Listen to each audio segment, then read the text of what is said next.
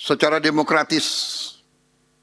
Saya maju ke rakyat 5 kali minta mandat, 4 kali tidak diberi mandat, 4 kali saya kalah, tapi saya tidak mengganggu pemimpin yang dapat mandat.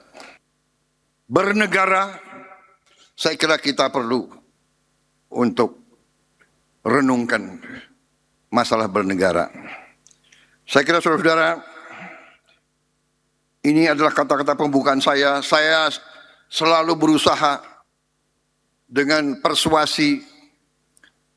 Saya sebagai pemimpin politik, saya dipilih secara demokratis.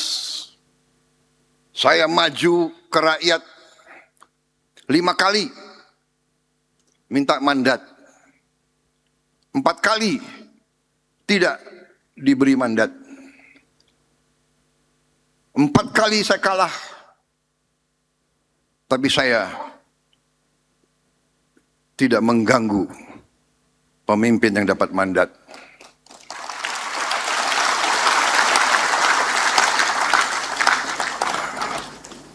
Terima kasih. Karena biasanya kalau saya bilang 4 kali kalah, audiens ketawa. Ini orang Indonesia itu, kalah itu sedih sebetulnya. Tapi karena saya sadar, saya mengerti alternatifnya apa. Karena kita sudah sepakat, bangsa Indonesia sudah sepakat, kita ingin hidup sebagai negara di mana kedaulatan rakyat yang berkuasa. Jadi kedaulatan rakyat wujudnya adalah demokrasi, demokrasi wujudnya adalah pemilihan.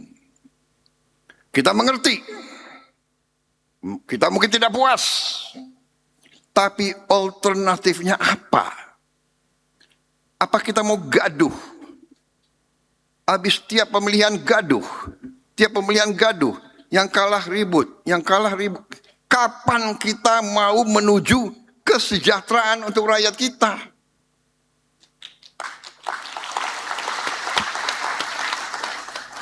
Bukankah itu kewajiban kita sebagai anak bangsa, sebagai pemimpin, sebagai orang terpintar di negara ini?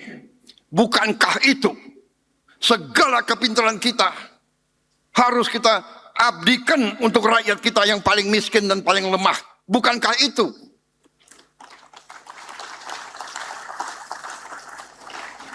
Silakan.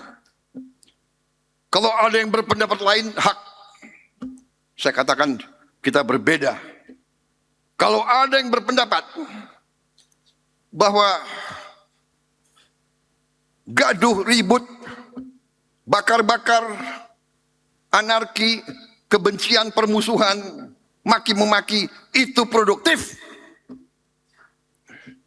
Sementara negara lain menuju kesejahteraan, menuju terobosan, menuju kekayaan. Saudara-saudara, karena itu saya berkali-kali saya datang kepada kampus. Saya datang, saya minta orang-orang terpintar. Tanya Pak Brian, tanya Profesor Sigit. Saya tanya profesor-profesor IPB, kenapa kita tidak bisa punya benih gandum? Kenapa kita harus import gandum?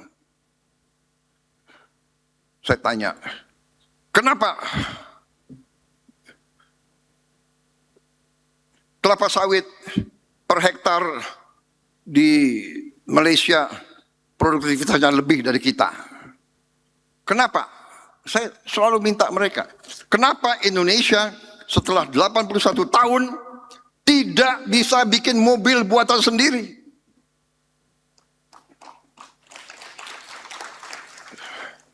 Saya berdiri di depan saudara-saudara. Kalian yang PhD. Kenapa kita tidak punya? Kita beli motor 10 juta motor tiap tahun. Kenapa tidak ada pabrik buatan Indonesia?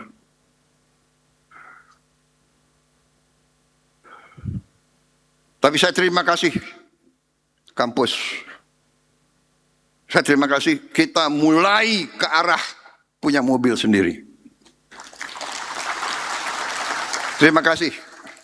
Saya ada satu kepuasaan yang mendalam di hati saya. Waktu saya dilantik, saya pulang dari pelantikan, saya bisa naik mobil buatan Indonesia.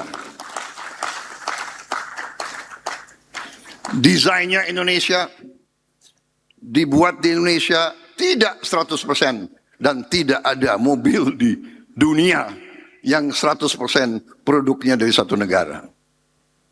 Tapi kalau 65%, 70% itu sudah boleh kita klaim buatan Indonesia. Risikonya sekarang selama saya jadi presiden, ya harus naik mobil buatan Indonesia. Waktu bulan-bulan pertama ya lumayan, kecuali kalau hujan keras.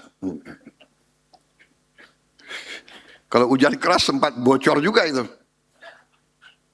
Tapi saya kembalikan, Profesor Sigit, gimana nih mobil presiden bocor?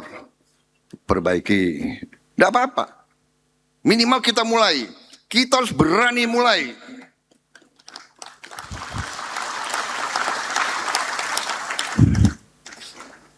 Kita adalah negara keempat terbesar di dunia. Kita adalah negara yang kekayaannya luar biasa.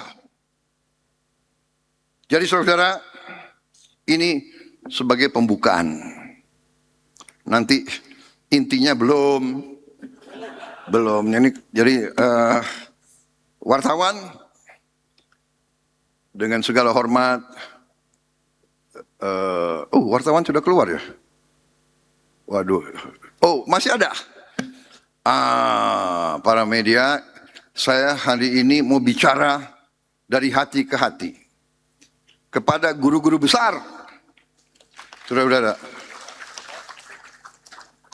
Jadi dengan hormat saya mengundang para wartawan untuk minum kopi di luar. Ya, saya yakin Pak Brian sebagai penyelenggara sudah siapkan kopi-kopi yang bagus.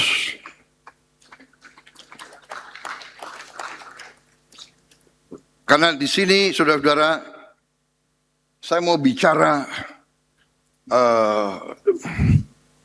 dengan